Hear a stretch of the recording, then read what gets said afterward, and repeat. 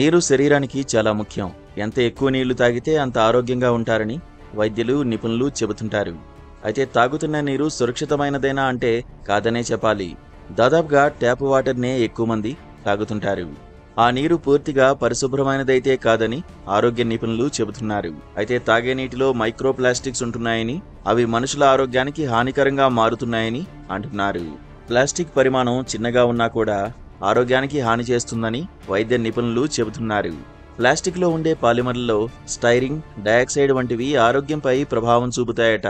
పేగుల్లోకి ఇవి చేరడం వల్ల జీర్ణ సమస్యలతో పాటు లివర్కు సంబంధించిన అనారోగ్య సమస్యలు తలెత్తుతాయని అంటున్నారు.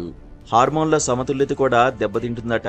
శ్వాస వ్యవస్థపైన దుష్ప్రభావం చూపుతాయని చెబుతున్నారు. ప్లాస్టిక్ను కాల్చినప్పుడు పాలిమర్లు విడుదలవుతాయని, వీటిని పీల్చినప్పుడు శ్వాస వ్యవస్థపై ఎఫెక్ట్ చూపిస్తుందని అంటున్నారు. ఒక్క ప్లాస్టిక్ వల్ల ఇన్ని అనర్థాలు ఉన్నాయి కాబట్టి దీనికి దూరంగా ఉండాలని చెబుతున్నారు. ముఖ్యంగా వేడిగా ఉన్న ఆహారాన్ని ప్లాస్టిక్ ప్లేట్లలో తినడం వల్ల ఆరోగ్యానికి ఎక్కువ హాని చేస్తుందని చెబుతున్నారు ఆరోగ్య నిపుణులు.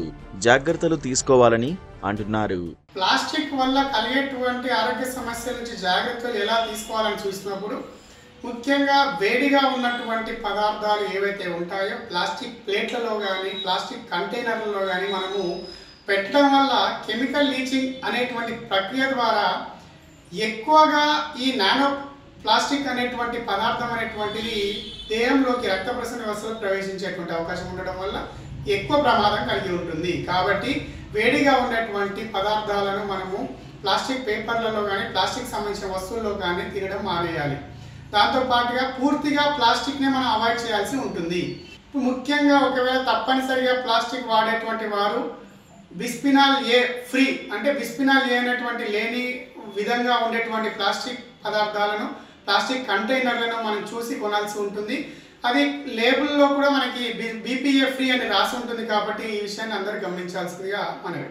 కాగా నీటిలో ఉన్న మైక్రోప్లాస్టిక్ ను క్లీన్ చేసుకునేందుకు సంప్రదాయ పద్ధతిని పాటించాలని చెబుతున్నారు నిపుణులు.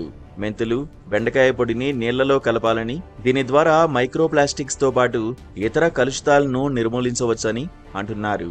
1 లీటర్ నీటిలో గ్రాము బెండకాయ, మెంతి పొడిని కలిపి గంట సమయం పాటు అలాగే పక్కకు పెట్టాలి. ఇలా చేయడం ద్వారా 67% మైక్రోప్లాస్టిక్స్ తొలగిపోతాయి. కొన్ని ప్రయోగాల్లో నిరూపితమైందని శాస్త్రవేత్తలు వెల్లడించారు. బెండ, మెంతిపొడి వ్యర్థనీటి శుద్ధికి తోడ్పడతాయని చెప్తున్నారు. ఈ ప్రయోగంతో నీటి శుద్ధి మరింత మెరుగుపడి కలుషితాలతో పాటు మైక్రోప్లాస్టిక్స్ తొలగిపోయాయట. అందుకే సహజ సిద్ధంగా లభించే మెంతి, బెండపొడిని వినియోగించి ఆరోగ్యకరమైన నీటిని తాగాలని ఆరోగ్య నిపుణులు కూడా సూచిస్తున్నారు.